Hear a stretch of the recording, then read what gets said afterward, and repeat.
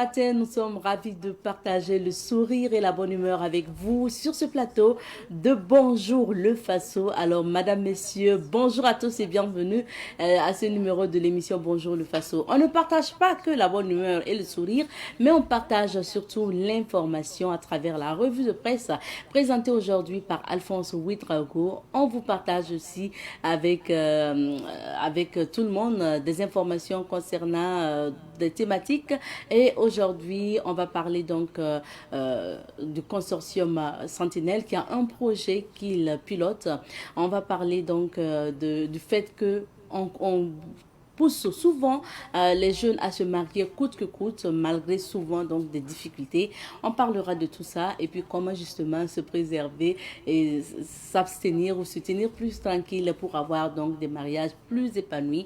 On parlera de ce projet-là avec nos invités du jour. Plus tard, on recevra des annonceurs. On parlera de formation en crypto-monnaie. On parlera aussi donc d'exposition de bus chinois à Ouagadougou ou sinon en tout cas en Afrique. Ça sera dans les rubriques bonnes affaires, on va le dire. Merci de nous renouveler votre fidélité. Merci d'être avec nous pour l'émission Bonjour le Faso. Vous avez la possibilité de nous suivre sur la page Facebook de Savane TV. Tapez tout simplement Savane TV sur Facebook pour nous suivre en direct et également vous nous suivez donc en haute définition, il faut le rappeler, sur le numéro 6 et le numéro 265 du bouquet Canal+, mais également sur la TNT. Alors installez-vous confortablement, direction la place de la Nation pour débuter l'aventure. Nous débutons l'aventure installée confortablement au niveau de la place de la Nation de Ouagadougou et vous le savez, après la présentation générale le lundi, nous poursuivons avec les témoignages tout au long donc de la semaine. Alors on y va, on écoute et on revient. Je m'appelle Sankara Moussibila. Je suis un ingénieur des travaux de télécommunications en retraite depuis 2000. Et actuellement, je fais des travaux de ferme dans mon village à Théma-Boquin. Le terme plat de la nation là est très récent. Parce que c'est sous Blaise Compaoré que dans le désir d'effacer tout ce qui est lié à la révolution, en particulier à la personne de Thomas Sankara, on a effacé ça et on a officiellement dit que ça s'appelle la place de la nation. C'est dans le même cadre que les dates du 4 août et autres 5 août ont été remaniées et restituées dans notre histoire. Mais moi, je suis venu à Ouagadougou en juillet 1960. Donc c'est beaucoup plus tard par rapport à l'existence de cette place qui était l'ancien marché de Ouagadougou. Bon, moi je suis venu trouver que le marché est là où il se trouve actuellement, à Rodowoko. Mais de par appellation et les indications de ceux qui étaient déjà là, ce fut l'ancien marché de Ouagadougou. On l'appelait d'ailleurs Rakoudouin. C'était donc quelque chose qui remonte jusqu'à Anaba Zombré. Alors, donc, c'est-à-dire vers le 16e ou le 15e siècle en tout cas assez loin. C'était donc le marché de Ouagadougou. Et c'était de ce qu'on nous a dit, parce qu'on s'est intéressé un peu à ça, c'était devant, cette place-là était en face de la maison du Moro Naba, qui était situé là où se trouve actuellement le camp Guillaume Ouedraogo. Donc la place de la nation là, c'est le Rakoudro qui était entre la maison du Monaba, localisé dans l'actuel Guillaume Ouedraogo là, et puis entre la BCAO et surtout le siège de Air Afrique, avant là. Entre le siège de Air Afrique et le camp, c'est ça qui est le Rakoudro. Et le siège de Air Afrique là, c'était, d'après les informations qui nous ont été données, là où notre grand-père Motiba cultivait.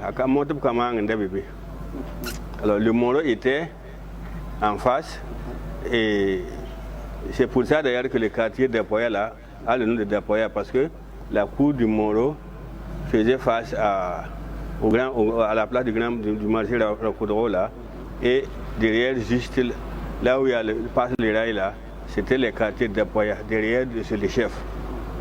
Alors, mais quand je suis arrivé à Ouagadougou, le marché ne se passait plus là-bas, mais c'était un emplacement réservé aux manifestations populaires, les grandes prières de Tabaski et de Ramadan, et quand il y a les fêtes du 14 juillet, le soir, les danses populaires là, se tenaient là-bas. Et en ce moment, comment on appelait cette place? Les autochtones appelaient toujours Rakodoro, mais l'administration, ou en tout cas le colonialisme, appelait la place d'armes. Puisque c'était en face de l'armée, et il y avait la garnison, il y avait le BAM, et puis il y avait le logement du chef d'état-major. C'était vraiment un endroit qui était entre les militaires. C'est les seules constructions qui sont venues après. Mais ça c'est quand j'étais à Ouagadougou. C'est la Caisse, c'est la BCAO, c'est Air Afrique. BCAO, là, il faut pas. C'est pas le long bâtiment là. Il y a un autre là où il y a écrit c'est quelle banque là, Ecobank ou quelque chose en tout cas. Là-bas, en face de la mairie là. La place a été encadrée par des militaires jusqu'à l'arrivée à la construction de ces bâtiments. Alors donc moi je l'ai trouvé là au Kodoran, et ensuite c'est devenu place d'armes, et à partir de la place d'armes, on avait commencé déjà à partir de l'insurrection de 66 là, les gens avaient commencé par parler place du 3 janvier. Oui, ça aussi, ça n'a pas duré, mais certains disaient place du 3 janvier, d'autres disaient déjà révolution.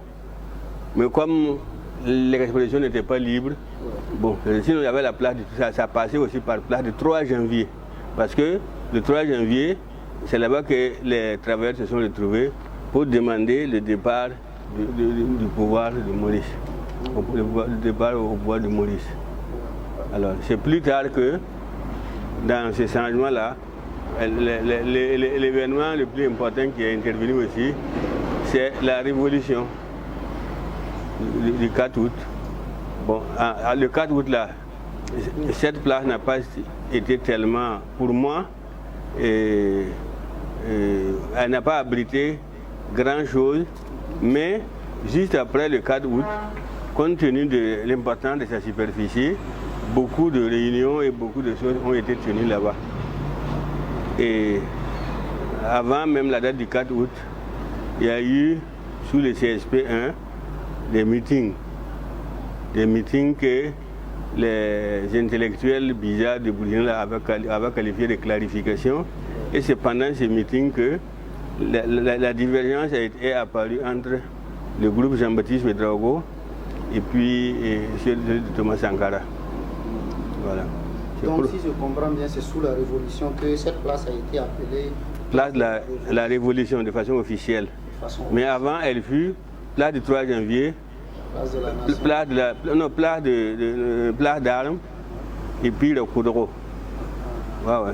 Quand je suis venu à Ouagadougou, la dénomination c'était le Koudoro, l'ancien marché de Ouagadougou. Mais à partir de janvier 1966, c'était la place du 3 janvier. Mais ça n'a pas prospéré parce que d'abord les gens n'attachaient pas beaucoup de chance à ces dates-là comme ça. Merci beaucoup à vous de votre attention. Je rappelle que vous écoutiez à l'instant M. Mousbila Sankara. Il était ambassadeur sous la Révolution et il nous livrait là donc son souvenir sur le temps de la Révolution, donc sur le temps bien sûr où cette place de la nation aussi a connu donc on va dire des mouvements sociopolitiques et continue de connaître des mouvements sociopolitiques parce que c'est une place historique pour le Burkina Faso et c'est cette place-là que nous découvrons dans la rubrique à la découverte de. Pour la suite de cette émission, nous allons feuilleter les journaux ensemble. C'est parti. Nous sommes à présent avec Alphonse Ouedraogo. Bonjour Alphonse. Bonjour Madame Nikema, bonjour à toutes et à tous. On débute par quel journal aujourd'hui? Avec le journal Le Quotidien qui affiche ce matin axe Moscou-Ouagadougou. La Russie prête à renforcer sa coopération avec le Burkina, nous annonce donc le journal. Fédération burkinabé de football, Aristide Bansé de retour au poste de chargé de la détection des binationaux, écrit le journal. Ambassade de France au Burkina, des OSC donne un mois à la mission diplomatique pour déménager. Prolongation de la transition au Burkina. Cette période doit permettre au pays de se refonder. C'est un autre titre du journal. Alors, avec le journal aujourd'hui au Faso, on peut lire à la une ce matin. Sergueï Lavrov, à la conférence de presse conjointe avec Karamoko Traoré, déclare « Nos relations n'ont jamais eu de caractère colonial », rassure donc le chef de la diplomatie de la Fédération de Russie. Remise de corps de la crise 2010-2011 à leur famille en Côte d'Ivoire, fait le deuil et chasser les fantômes du passé, écrit le journal aujourd'hui au Faso.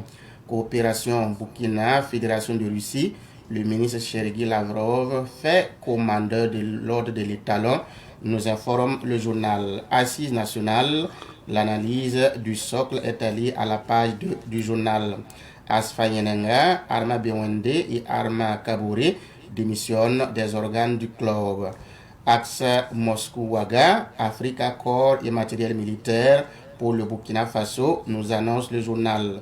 Au Bénin, 7 soldats tués dans une embuscade dans la Pinguerie, écrit le journal aujourd'hui au Faso.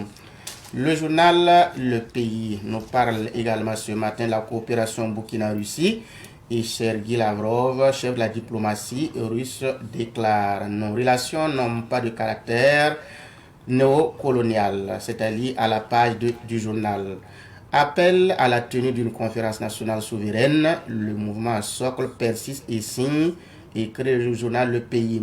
Dans sa rubrique Révélation, le journal nous apprend qu'à Didougou, une élève de CM2 mariée de force à 10 jours du CEP. Bras de fer entre l'exécutif et les avocats, c'est le Burkina qui doit en sortir gagnant, écrit le journal. Toujours dans le journal Le Pays, on peut lire au coin du palais, à la barre pour avoir rendu boring sa co-épouse, nous informe le journal Le Pays. Dans sa rubrique Actu Foot, le journal écrit Cannes 2025 reporté, la CAF dément. C'est allié à la page 9 du journal Le Pays. Terminons avec le journal L'Observateur Palga qui affiche ce matin Burkina-Russie, la coopération entre nos deux pays a pris un véritable envol, écrit le journal. Toujours sur le même sujet, on peut lire les foyers terroristes qui resteront éliminés, rassure donc le chef de la diplomatie de la Fédération de Russie. Sergueï Lavrov à Ouaga, un ours enterré conquis au Sahel, écrit le journal dans sa rubrique Regard sur l'actualité. Et c'est la fin. Merci bien, Alphonse, donc pour la lecture de ces titres. On revient sur quelques sujets. On commence par la coopération Russie-Burkina Faso qui prend de l'envol. Tout à fait, c'est le journal L'Observateur Palga qui revient donc sur cette coopération. Et comme beaucoup, la presse en parle même d'ailleurs. Donc, on peut comprendre que c'est quelques jours d'échange, de visite du chef de la diplomatie de la Fédération de Russie au Burkina a donc été mis à profit pour vraiment essayer d'avancer dans la coopération. Et mieux, nous avons vu effectivement qu'elle a été reçue par le chef de l'État. Il a été donc question de ce que le Burkina Faso a comme projet avec donc l'accompagnement de la Fédération de Russie. Donc ces 2 jours-là ont été vraiment mis à profit pour faire bouger les lignes. Et on nous a tantôt parlé du nucléaire qui verra le jour d'ici là, bien entendu avec ce qu'il y a à faire. À l'heure là, il nous a été donc annoncé que nous avons des autorités, des ministres qui sont en Russie présentement. Et tout cela, c'est à mettre à l'actif de la bonne collaboration qu'il y a aujourd'hui entre les 2 États. Donc, et comme pour boucler la boucle, il a été donc fait chevalier de l'ordre de l'étalon. Tout cela montre à quel point entre les 2 pays, le courant passe et le courant doit continuer à bien se passer. Peut-être que d'autres annonces interviendront dans les mois, dans les jours à venir. Et bien entendu, il y a la collaboration au niveau militaire. Donc ça, c'était même déjà en cours.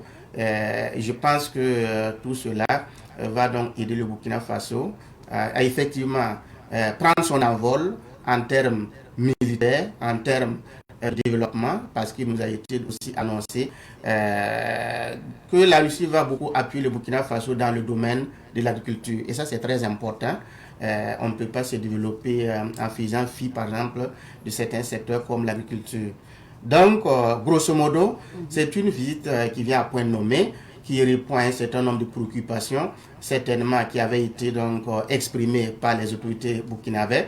Et avec cette visite-là, on peut vraiment dire que les petits plats ont été mis dans les grands pour que nous connaissons en tout cas l'envol, comme le journal le souligne bien. On passe au deuxième sujet, l'ambassade de la France au Burkina Faso, des OSC qui demandent que l'ambassade déménage. Oui, ce sont des OSC réunis donc au niveau de la coordination nationale de la veille citoyenne patriotique. Et avec cette coordination, la conférence de presse hier visait effectivement à montrer, exprimer l'inquiétude qu'il y a par rapport au positionnement, l'emplacement de l'ambassade de la France et au niveau donc du palais de Kourouba. Vous savez que c'est à deux doigts. Donc avec ce qu'on pourrait qualifier l'entente, qui n'est pas aussi ça, avec bien entendu la France. Donc ces OSC s'inquiètent de la sécurité des autorités du pays, parce que entre l'ambassade et puis le palais de Kourouba, c'est à quelques mètres. Donc cette sortie vise effectivement à dire que il faut faire en sorte que l'ambassade se déménage. Il faut faire en sorte que l'ambassade ne soit plus collée au palais de Kourouba. Et ça me rappelle cette question de travaux, des travaux qu'il y a eu au niveau de l'ambassade, et les autorités en son temps avaient donc à travers un communiqué annoncé l'arrêt des travaux. Tout cela montre que la sortie de ces OSC là est la suite logique de ce qui s'est passé, des travaux qui ont été démarrés sans l'accord des autorités. Ça montre à quel point il n'y a pas la confiance en tant que telle. Donc cette sortie de ces OSC-là vise à demander à ce que l'ambassade soit donc à un autre emplacement. Mais ce qu'il faut souligner, c'est toute l'ambiguïté qu'il y a autour de ça. On sait qu'une ambassade, on ne peut pas la construire aussi en quelques jours. Et pour que l'ambassade se déménage donc à un autre endroit, il faut en tout cas faire quelque chose. Donc je ne pense pas que cela soit fait en un mois, même si cette sortie est un avertissement. Je pense que c'est avec les autorités du pays qu'on peut arriver à arrondir les angles, trouver la bonne formule. Ok. Alors on termine en football. Fédération burkinabé de football, Aristide Bansé qui signe son retour. Tout à fait. Le Big Bansé, comme on l'appelle, signe donc son retour. On se rappelle qu'à la CAN Cameroun 2022, Aristide Bansé en son temps était au poste de team manager. Et cette fois-ci, il revient avec beaucoup plus l'envie de travailler. C'est vrai que nous aurons l'occasion de l'entendre dans les jours ou les semaines à venir. Mais d'ores et déjà, c'est dire que le travail a commencé. Les Italiens qui jouent demain, et avec les défis du moment, qui est de faire en sorte que les Italiens puissent se qualifier pour la Coupe du Monde 2026.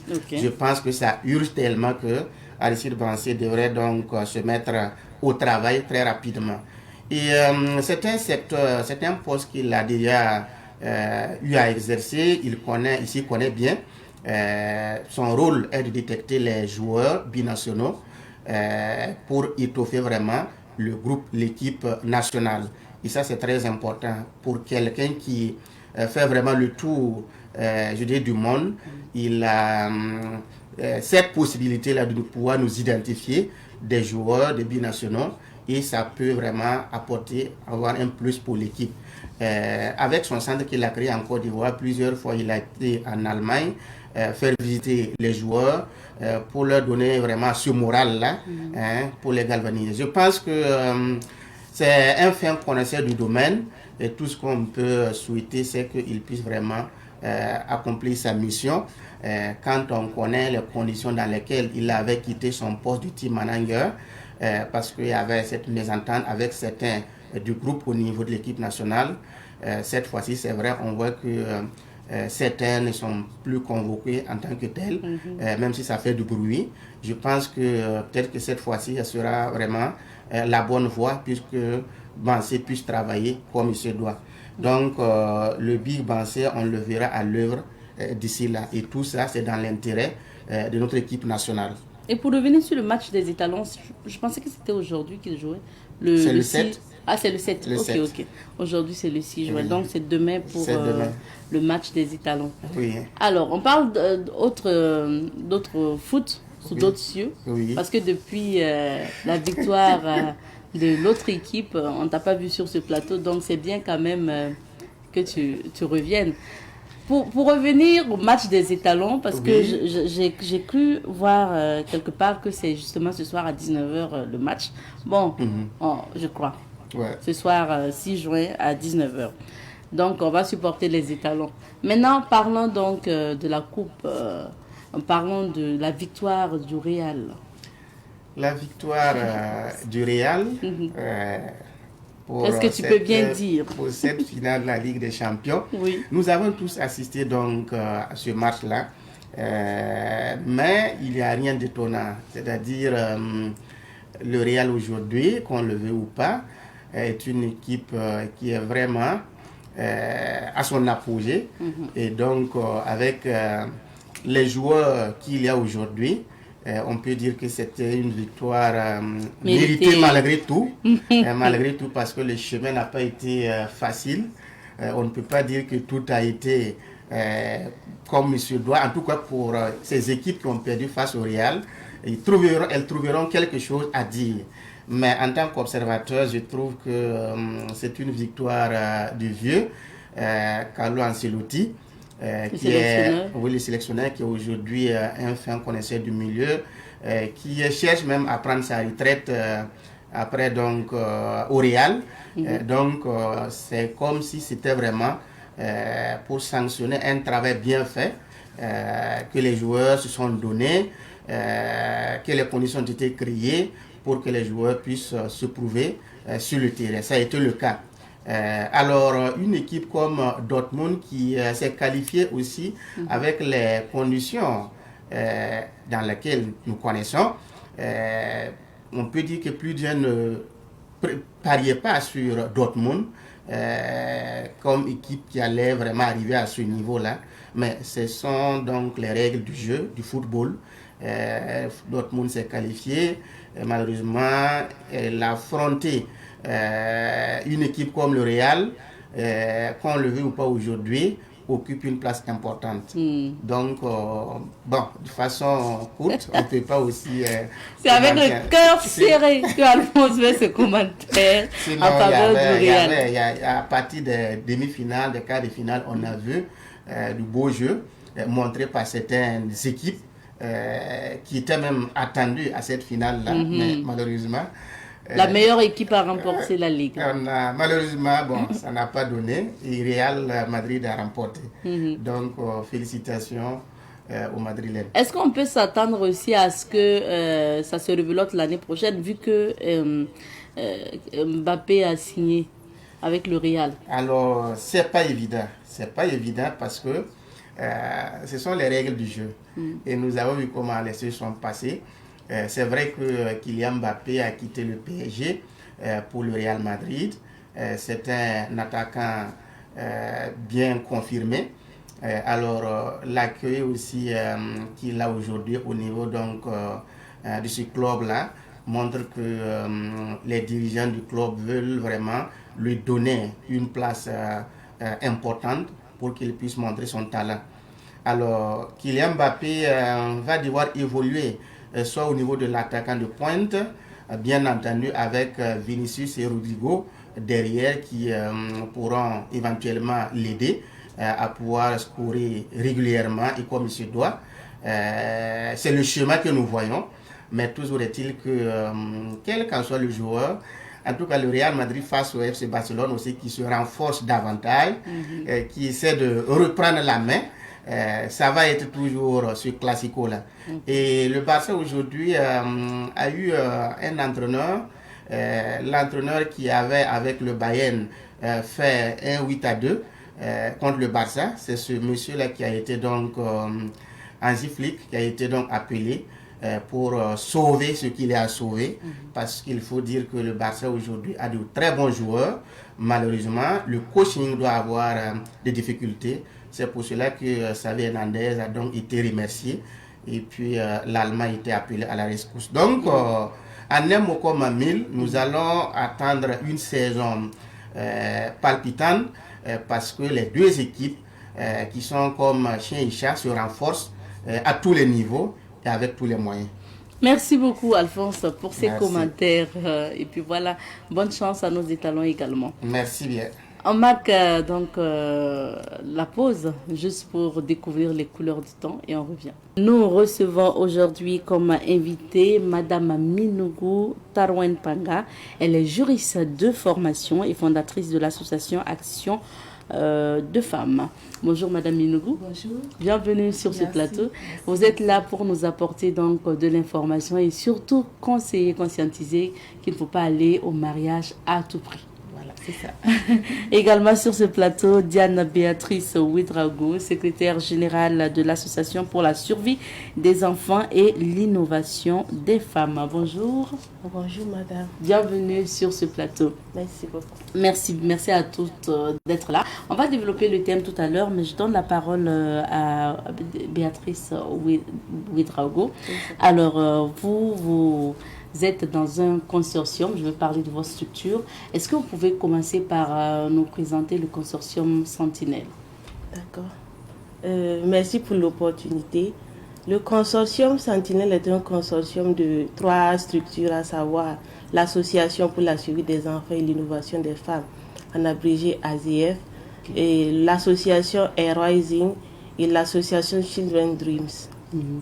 Et ces 3 associations se sont mises ensemble pour quel objectif? Et ces 3 associations se sont mises ensemble dans l'optique de fédérer leurs forces pour aller en synergie, pour parler de la santé, sensibiliser sur la santé de la reproduction et sur la maternité et l'âge du mariage. L'âge du mariage. Voici ce qui est important et sur quoi justement Madame Minougou va intervenir. On parle de l'âge du mariage et dans ce cadre-là aussi vous pilotez habituellement des projets. Et ce matin on parle du projet intitulé Yamson Nyakri. Tout à fait. C'est quoi ce projet? Est-ce que vous pouvez nous présenter? D'accord. Comme je le disais tantôt, le consortium est composé de 3 structures et ces 3 structures mènent individuellement des projets. Mais dans le cadre de ce consortium, le projet Yamson Nyakri signifie le choix éclairé. Oui. Le choix éclairé. Ok. Et allons aux objectifs même de ce projet Yamson Nyakri. Qu'est-ce que vous voulez faire passer par ce projet? D'accord. À travers ce projet, nous comptons renforcer la connaissance des jeunes sur leurs droits, leur corps et leur santé, afin qu'ils puissent prendre des décisions éclairées sur leur vie sexuelle. Ok. Sur leur vie sexuelle, mais pour la mise en œuvre du projet, vous allez passer par quoi concrètement? D'accord. Pour la mise en œuvre de ces projets, nous allons passer par des actions de mobilisation, de sensibilisation et de campagnes digitales dans 3 localités, à savoir Tangandasouri, Lombila et Ziaré. Okay. Et le projet a démarré le 29, passé par le lancement du projet et c'est pour une durée de 8 mois. De 8 mois. Ça veut dire que vous serez sur 3 zones, Tangandasouri, Ziaré et Lombila, vous avez dit, oui. Pour rencontrer les jeunes. Et c'est sûr que quand vous partez pour rencontrer les jeunes, vous faites accompagner de spécialistes comme Madame Minougou. Alors, Madame Minougou, on parle maintenant donc du fait qu'aujourd'hui, les gens peut-être recherchent le mariage coûte que coûte, ou certains parents influencent malheureusement leurs enfants. Alors, quelles peuvent être les causes d'une pression parentale ou sociale pour le mariage? Alors, d'abord, je voudrais dire merci à Savane FM de nous donner cette tribune pour encore parler de la jeunesse, parler aussi de notre société. Je dirais que c'est une thématique d'actualité, une thématique très importante qu'il faut tout le temps parler en communauté, comme en famille. C'est vrai que le temps est très peu pour développer toute cette question de pression, mais on va essayer d'aller à l'essentiel. Parlant de pression, il faut d'abord parler du mariage et de la procréation. Et c'est deux choses qui sont intimement liées et ce sont des institutions sociales. Quand on prend par exemple le mariage, il tire plutôt son fondement dans la fonction naturelle de l'homme de continuer la création divine qui est la filiation, la procréation et donc faire des enfants. Et donc la société essaie en fait de cadrer la création, la procréation, la continuation de la création de l'œuvre divine à travers des institutions comme le mariage. Et dans nos sociétés africaines, il est très important, ou du moins c'est indispensable d'être en mariage pour pouvoir faire des enfants. Et c'est ça en fait qui fait soit la noblesse d'une famille, soit comment on appelle le quitus qu'on donne à une personne d'être mère ou d'être père. Maintenant, pour parler de pression, les causes sont profondes. D'où la première cause, c'est justement le lien entre mariage et continuation de la création divine. Mais aussi, les causes aussi, dans certaines sociétés, c'est lié à l'honneur de la famille. C'est ça, l'honneur. On se dit que si son enfant se marie, il m'a fait honneur en se mariant. Que ce soit un homme ou que ce soit une femme. Donc, on fait honneur à sa famille et pour cela, il y a une pression tout autour.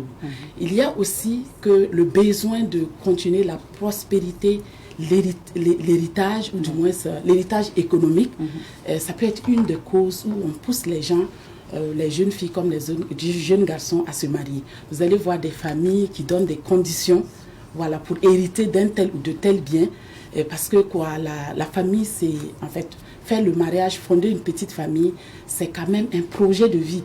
Et c'est par là que la société peut voir une personne, voir toute la façon dont la personne se positionne, a des objectifs dans la vie. Ça commence d'abord par l'élément personnel qui est de pouvoir créer une famille d'abord. Donc ça fait que pour certains parents, c'est un indicateur pour pouvoir confier certaines responsabilités à cet enfant, que ce soit une fille ou un garçon. Donc je peux dire que les premières causes de façon globale, ça peut être ça, sans oublier aussi que si on part un peu en arrière, quand on voit un peu dans l'Afrique ancienne, on parle de l'Égypte quantique, la création, le mariage est le quitus par lequel l'homme peut reconnaître un enfant d'une femme. Et si vous regardez un peu dans nos systèmes juridiques actuellement, on dit que l'enfant a pour père le mari de sa mère. Donc vous voyez que l'enfant est inclus dans le mariage et c'est le mariage en fait qui donne l'environnement par lequel on peut reconnaître un enfant. Et voilà. Et donc c'est ça qui continue et qui peut constituer une pression. Mais qui peut être positive ou négative. Voilà. Ok. Et comment cette pression se manifeste concrètement ? Alors, la pression se manifeste à plusieurs endroits, de façon multiforme. On a d'abord le conditionnement. Quand on regarde, vous prenez simplement un film de l'histoire de deux personnes. Généralement, la fin, c'est le mariage. Dès qu'on célèbre la scène du mariage, le film prend fin. Et voilà, le film finit. Et puis voilà, les gens imaginent maintenant la suite. Ils ont eu des enfants et puis voilà. Donc, on est conditionné à ça. Et aussi, comme nous venons d'une famille, le fait de voir papa et maman, on est naturellement conditionné à créer aussi cette portion de société quelque part. Donc, depuis le fait d'être né dans une famille, ça crée le conditionnement. Le fait aussi que les médias et que tout ce qu'on fait, tout ce qui tourne autour du mariage, le jour du mariage, c'est quelque chose de joyeux. Donc, ça fait que tout le monde est conditionné à vivre cet événement. Voilà, maintenant, il y a le jour du mariage, mais il y a le mariage, par la suite. La vie dans le mariage. La vie dans le mariage. Il y a aussi, comment ça se manifeste aussi, il y a la pression La pression peut être orale. Voilà, elle peut être orale. Pourquoi tu ne te maries pas? Et généralement, quand la fille atteint déjà 23 ans, voilà, elle commence à entendre des mots, les parents commencent à s'inquiéter. Si la fille ou le garçon n'a pas de compagnon, voilà, ou de compagne, les parents commencent à s'interroger. Et donc ça, c'est une forme de pression. Le regard est une forme de pression. La parole est une forme de pression. Il y a aussi l'importance qu'on donne à la personne mariée. Oui. Prenez le cas, par exemple, dans une famille où il y a 2 sœurs, où la plus jeune se marie avant la plus âgée. Vous allez voir que pour certains milieux, ou du moins pour certains événements, on privilégie en fait la présence de celle qui est mariée, que ce soit du côté des hommes ou du côté de la femme. Et donc, mais du côté des hommes, c'est souvent lié aussi à sa capacité financière, et là-bas, ça ne se ressent pas trop. Mais du côté des femmes, cette pression, l'importance qu'on donne à la personne mariée peut constituer une pression pour la personne non mariée. Ok.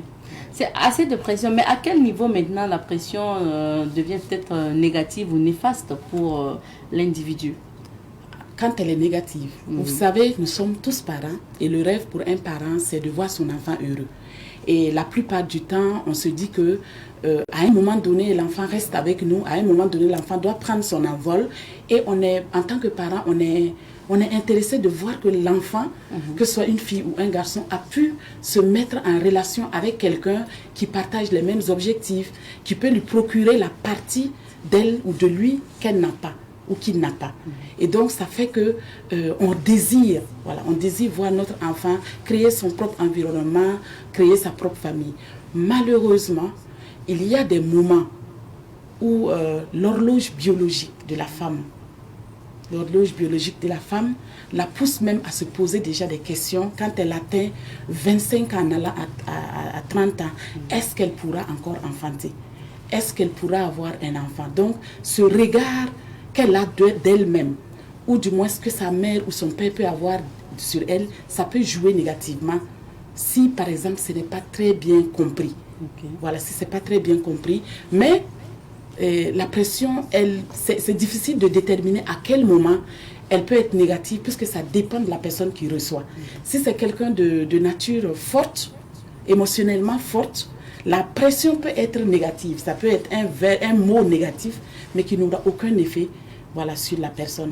Malheureusement, on est aujourd'hui avec des jeunes, des personnes qui sont émotionnellement instables, où l'éducation n'a pas permis, ou du moins l'encadrement social n'a pas permis à ce que les gens soient émotionnellement forts. Donc en ce moment, toute pression, même une parole bienveillante, peut être ressentie comme une pression. Parce que la réalité aussi qu'on constate, c'est qu'il y a beaucoup aussi qui se marient sous pression ou suite à la pression donc parentale ou sociétale.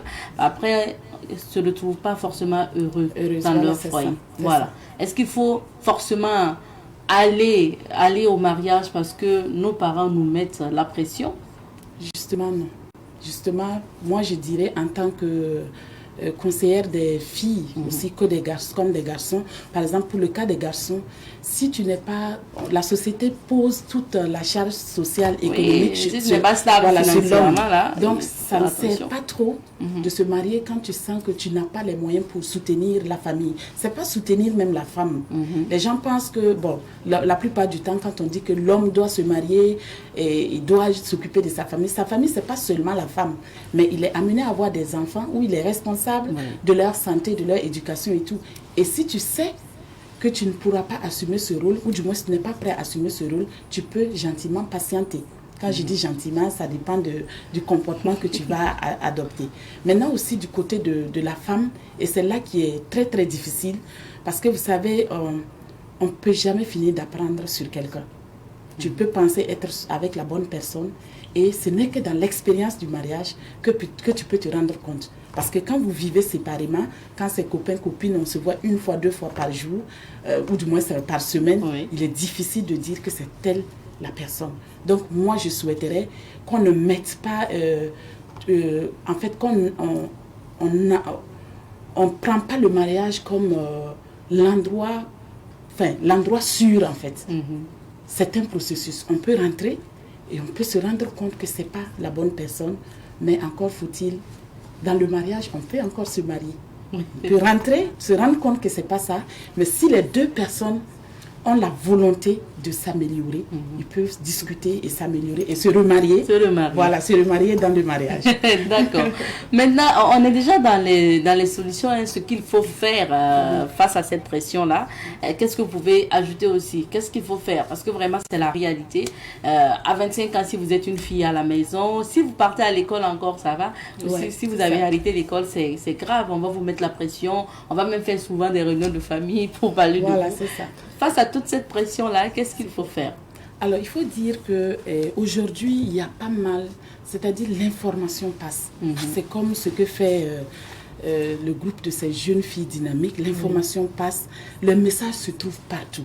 Même si on n'a pas partout les bons messages. Mais si on cherche, on trouve. Aujourd'hui, on parle par exemple de développement personnel, des compétences personnelles que toute personne peut acquérir pour pouvoir mener à bien sa vie, que ce soit sur le plan professionnel, en famille, en société, ou bien même dans le cadre d'un foyer.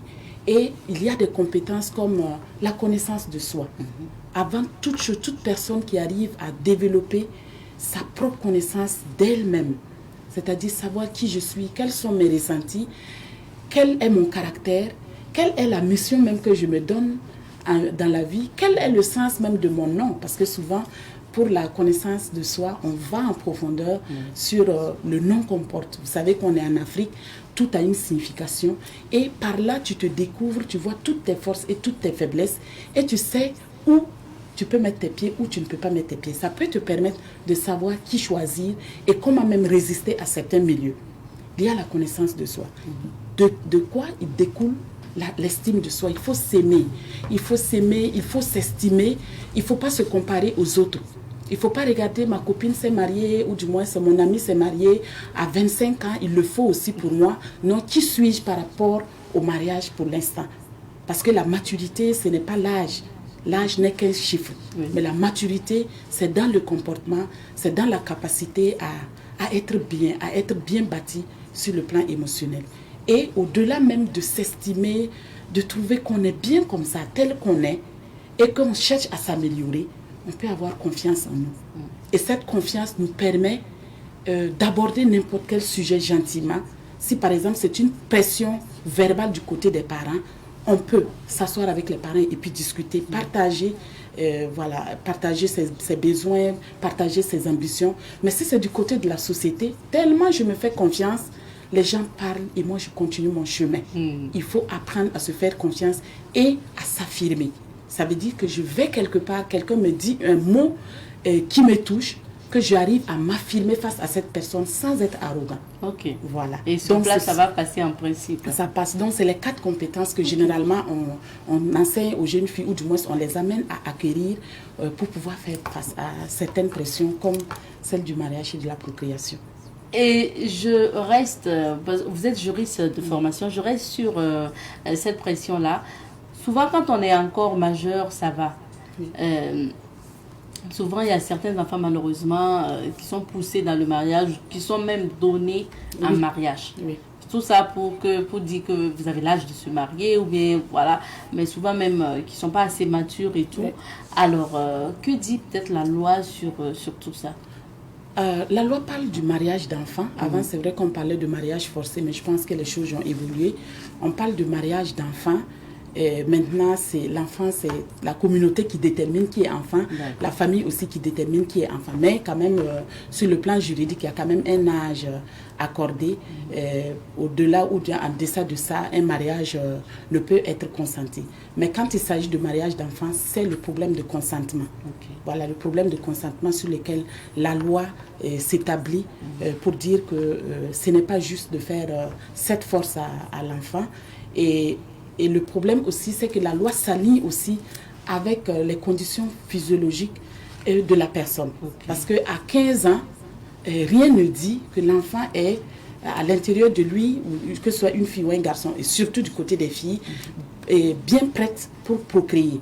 Alors que le cadre du mariage facilite la sexualité. En fait, c'est la validation de la sexualité.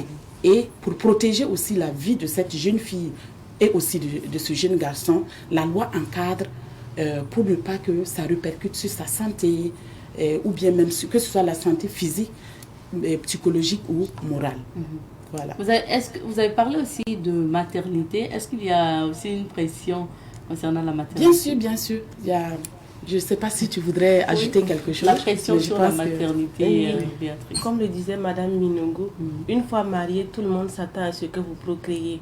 Donc après une année de mariage, s'il n'y a rien, on voit déjà que la société, les parents, tous ont le regard sur vous et ils se disent peut-être que il y a un problème.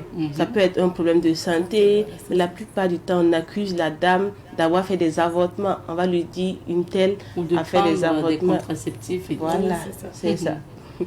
Ah, c'est dommage. Hein. Il y a toujours cette pression-là. On reste avec Béatrice parce que vous avez déjà lancé donc, le projet. C'était en fin mai, je crois. Oui, le 29 mai, passé à Ziari. Que vous avez lancé le projet. Oui. Le projet est lancé. Ça sera quoi la suite de vos activités? Quel est le programme que vous avez établi pour donc dérouler le programme? D'accord. Comme je le disais, le programme s'étend sur 8 mois et on a un programme trimestriel.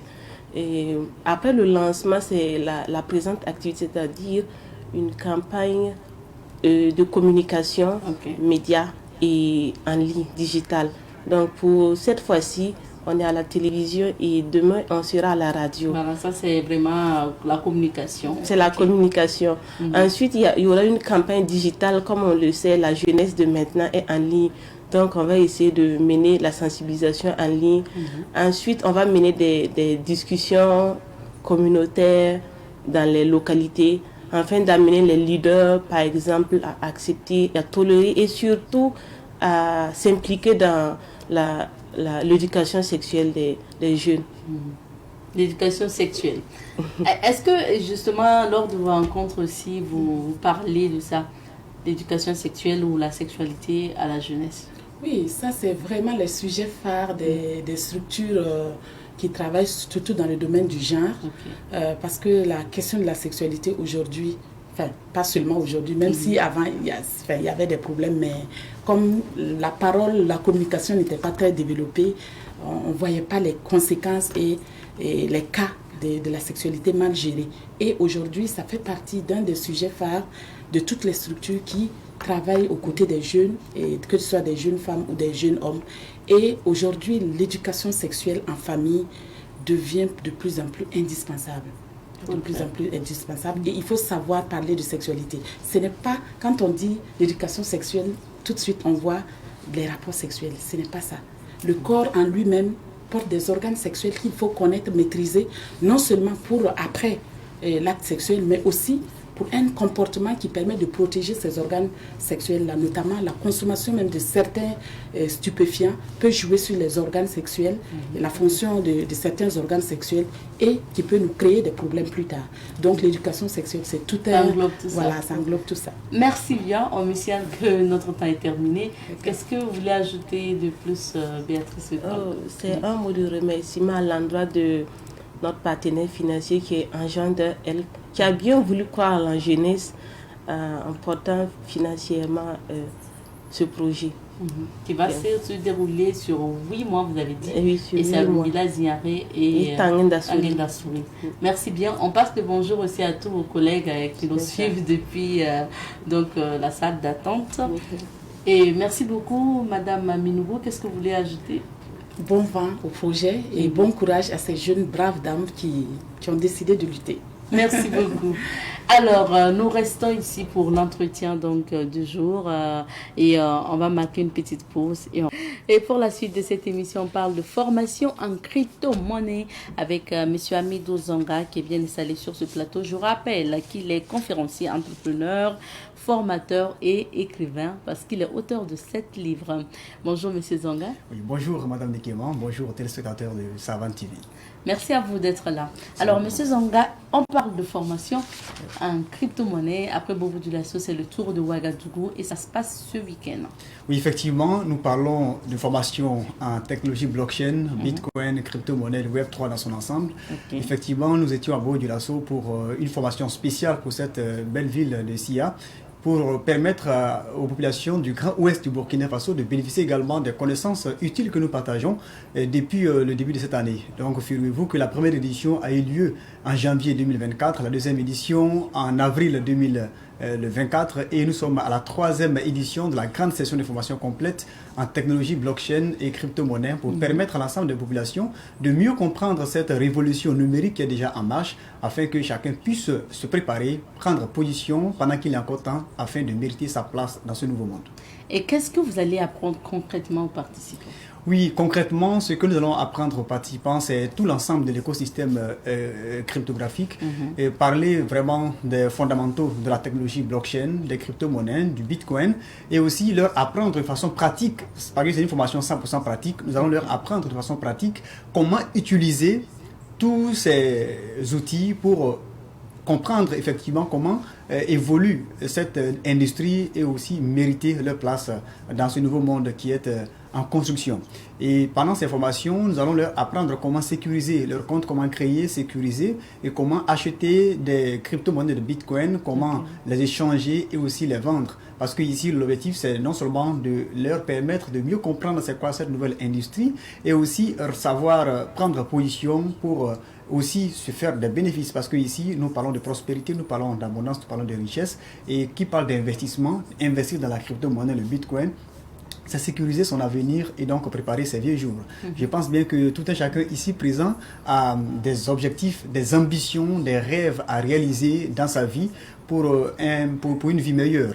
Et donc, pour tous ceux qui ont véritablement un grand désir d'apporter leur contribution à l'évolution de l'humanité, c'est une belle opportunité que nous leur offrons pendant ces 2 jours de formation afin de mieux se préparer, se positionner pour véritablement prendre place dans ce nouveau monde. Parce qu'on va leur donner tout ce qui constitue l'ensemble même de la blockchain. Parce que ici, la blockchain, c'est tout un ensemble, c'est tout un registre numérique qui permet de stocker les registres, qui permet de stocker l'historique des opérations qui s'effectuent dans l'écosystème. Donc ici à la télé, on ne peut pas tout développer parce que le temps qui est parti est vraiment un peu court. Donc à la formation, nous allons développer de façon approfondie, détaillée, séquence par séquence, pour permettre aux participants de comprendre effectivement les opportunités énormes que nous offre la blockchain et donc les crypto-monnaies. Et aussi, comprenez que pendant ces 2 jours, nous allons permettre aux participants de comprendre que tous les secteurs sont représentés dans la blockchain. Quand on prend le domaine des transports, quand on parle du domaine de l'immobilier, quand on prend le domaine de la pêche, l'agriculture, l'élevage, tous les secteurs d'activité, quand on prend le domaine de l'éducation, la santé, la médecine, les réseaux sociaux, la communication, c'est-à-dire que tous les domaines d'activité sont représentés dans la blockchain. Mais sans aucune formation pratique, il sera compliqué pour tout un chacun de mieux comprendre et de progresser. Et c'est pourquoi nous avons décidé d'organiser des sessions pratiques pour permettre aux gens de comprendre effectivement c'est quoi la blockchain, c'est quoi les cryptos et se positionner pendant qu'il est encore temps. C'est très important. Créer son compte, miser, faire des échanges et tout. Pour quelle finalité, M. Zonga? La finalité ici, c'est que quand on vit, c'est que nous avons des objectifs et nous avons tous une mission à accomplir. Et aujourd'hui, j'ai l'habitude de dire que quand vous avez des grands projets dans votre tête, quand vous avez des rêves à réaliser, quand vous avez des grandes ambitions, vous ne pouvez pas les réaliser facilement ou vous ne pouvez pas les étendre tels que vous le souhaitez sans au moins une petite base financière. Donc ici, la finalité, c'est de permettre à tout un chacun de comprendre que ce n'est pas forcément l'argent qu'il faut pour faire un projet. C'est vrai, ce sont des idées qui font le projet. Mais ici, vous ne pouvez pas vivre dans notre monde aujourd'hui sans au moins avoir un minimum vital, donc sur le plan financier. C'est pourquoi il est important pour tout un chacun de comprendre que quand on parle de l'argent aujourd'hui, quand on parle de la richesse aujourd'hui, ce sont des choses que nous devons d'abord même chercher à imbiber chaque matin avant de sortir de chez nous. Parce que quand on parle de l'argent à quelqu'un, la plupart des gens pensent que non, c'est quelque chose qu'il faut parler avec beaucoup d'attention parce que notre société ne nous éduque pas véritablement à aimer la notion de richesse, la notion de prospérité, la notion d'abondance, donc de l'argent. Donc ici, c'est dire aux gens, donc si vous n'aimez pas, par exemple, quand on parle d'argent, quand on parle de richesse, mais pourquoi allez-vous au boulot chaque matin? Pourquoi acceptez-vous que votre patron ou l'État vous paye chaque fin du mois? Donc c'est pour dire aux gens que la finalité ici de tout ce que nous entreprenons ensemble, c'est que chacun puisse être quand même autonome, indépendant sur le plan économique, sur le plan financier. D'accord, M. Zonga, la formation, donc cette grande session de formation va se passer où et de quelle heure à quelle heure? Oui, la 3e édition de la grande session de formation complète va se tenir ici à Ouagadougou, précisément à Gonguin, à la résidence Napambeogo. C'est donc ce week-end, ce samedi et dimanche, de 8h à 13h. Donc, sur 2 jours. Sur 2 jours de formation. Donc, ce samedi 8 juin et dimanche 9 juin, à partir de 8h jusqu'à 13h, la formation va démarrer et on va partager le maximum aux participants. Et ici, la particularité de cette 3e édition, c'est qu'il y a des choses que nous allons partager aux participants que ceux qui ont déjà participé aux éditions précédentes n'ont pas bénéficié. Ça veut dire que il y a des choses qui, au fur et à mesure que les sessions augmentent, nous ajoutons des choses que dans les formations précédentes, on n'a pas partagées. C'est pour dire que si vous avez l'opportunité, ou si vous avez déjà eu l'opportunité de suivre une formation quelconque en crypto, cela ne vous empêche pas quand même de venir participer. Parce que, figurez-vous, en janvier, nous avons donné des informations capitales, stratégiques, sur comment le marché cryptographique va se comporter à partir du mois de février et mars. Là, on était en janvier. Effectivement, tous ceux qui ont participé à la formation en janvier ont vu des résultats. Et à la formation du mois d'avril, ici à Ouagadougou, donc la 2e grande session en avril et la formation spéciale à Ouagadougou en mai, nous avons partagé également des informations sur comment le marché de la crypto va se comporter à partir de ce mois de juin. Effectivement, depuis avant-hier, tous ceux qui sont dans l'industrie ont remarqué quelque chose, des mouvements sur le marché. Et là, nous avons dit, ça, ce n'est qu'une alerte sur ce qui va se passer dans les prochains mois également. Donc, c'est pour dire on va rappeler les conditions, parce que le temps est terminé. Exactement. Pour participer à les cette conditions formation. de participation à la formation sont vraiment flexibles. C'est tout simplement 59 000 francs CFA pour les lecteurs privilégiés. Les lecteurs privilégiés, ce sont tous ceux qui ont au moins un seul exemplaire parmi nos différents livres.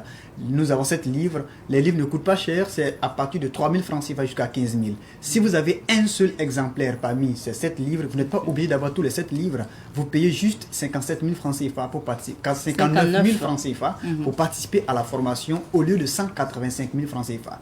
Donc, si vous n'avez pas le livre, vous payez 185 000 francs CFA. Je le dis à chaque fois, ce sont des formations que je donne en privé à partir de 250 000 francs à 300 000 francs CFA. Donc, nous sommes dans une phase de construction d'une nouvelle dynamique. Donc, nous permettons à l'ensemble de la population de bénéficier de cette formation vraiment à un prix forfaitaire. Donc, les livres seront disponibles également le jour de la formation. Donc, même si vous n'avez pas le livre, les livres seront disponibles le samedi matin et vous arrivez, vous prenez le livre qui vous convient et vous avez accès à la salle à 59 000 francs CFA. Les contacts pour avoir toutes les informations, les tickets, pour vous inscrire, c'est le 66 43 24 23, le 51 53 75 05, le 54 28 84 20.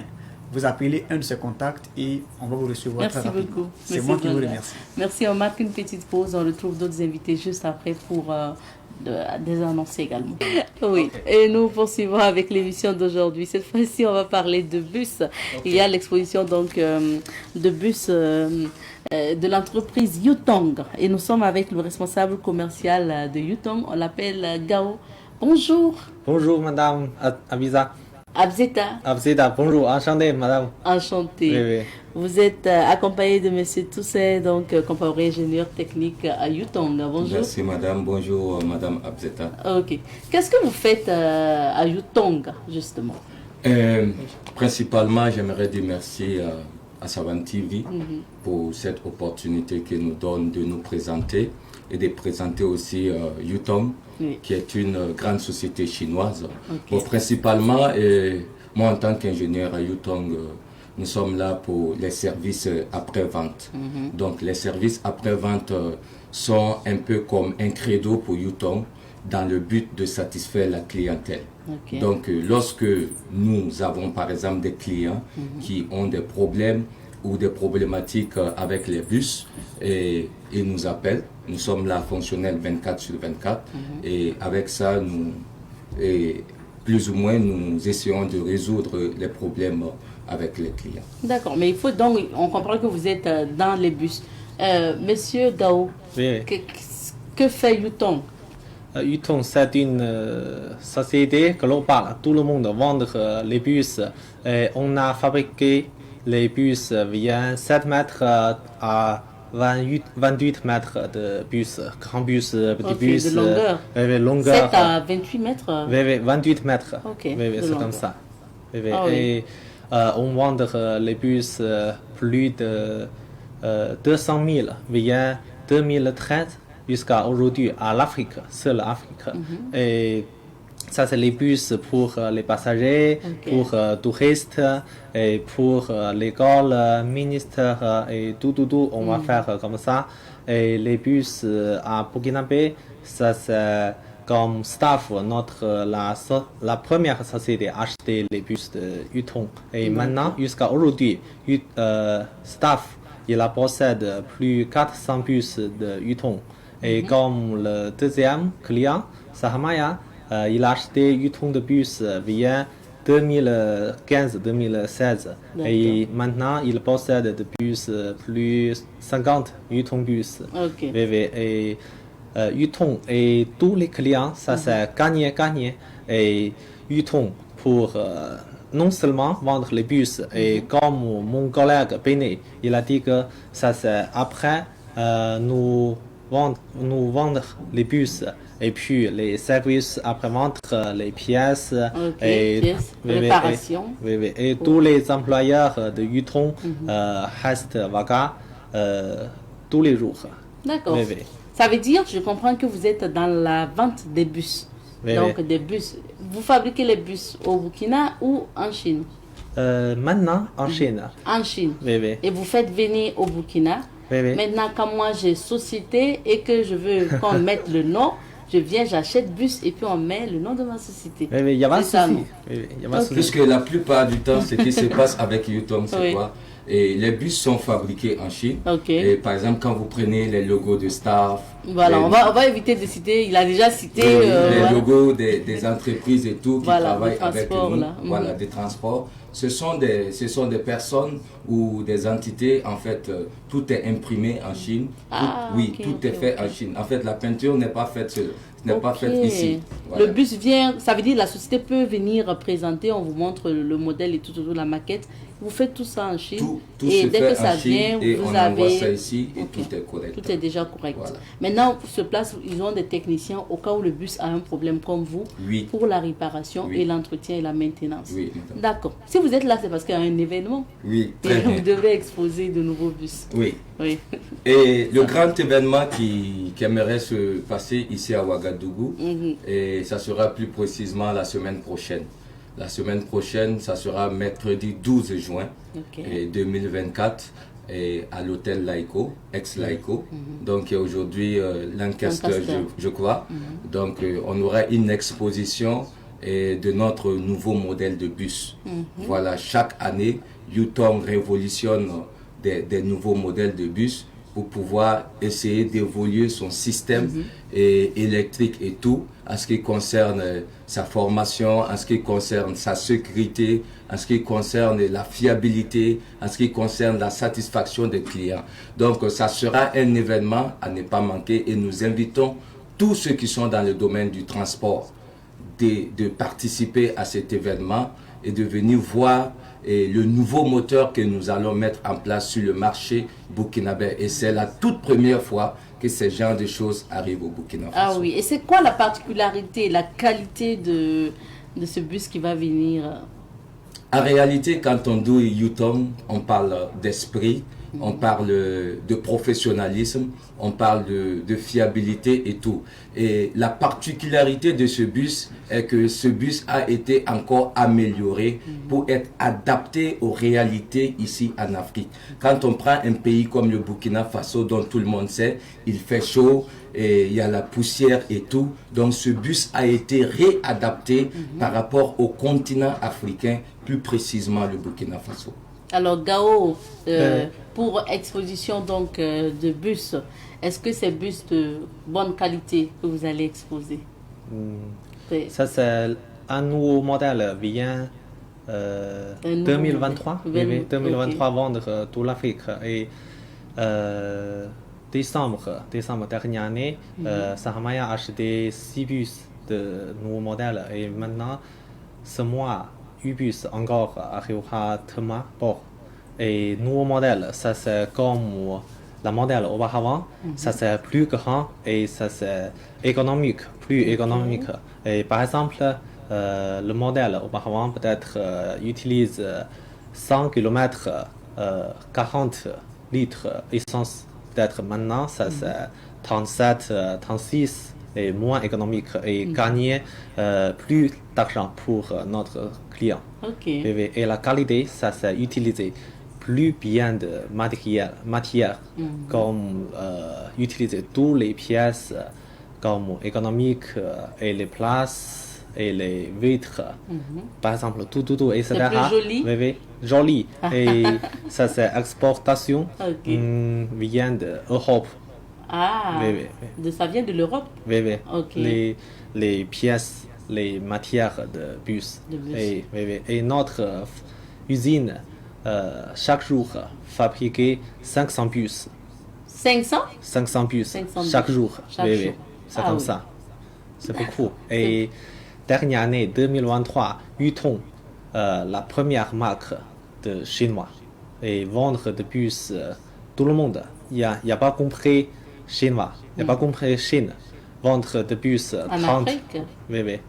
Non. Ça va tout le monde, global. Ça se vendre les bus 33 000 plus. Oui, c'est comme ça. Oui. D'accord, donc le temps est terminé. On se retrouvera, c'est quand le... Mercredi prochain, ça sera le 12 juin 2024, à partir de 10h, au niveau de l'ex-hôtel Laiko, Lancaster. Donc on aura pour la première fois une exposition sur le nouveau modèle de bus Yutong. C'est un bus de 12 mètres et Waga sera en feu. 12 mètres. Et pour les transporteurs qui veulent bien venir à l'événement, il faut aller sur carte d'invitation. Ça se passe comment? Et tous les transporteurs qui veulent venir à l'événement et par le canal de la télé, donc ils peuvent appeler sur le 54 et le 86 84 86. Je reprends encore le 54 86 84 86 et on saura comment les diriger. D'accord. Voilà. Merci. Merci. Le temps est fini. Merci beaucoup d'être passé. Et puis, bon marché. C'est comme ça qu'on dit. Merci beaucoup. Merci bien. Merci. On se dit au revoir. Ici, l'émission est terminée. Rendez-vous demain, vendredi, pour d'autres aventures de Bonjour le Faso. Portez-vous bien. Cuisse.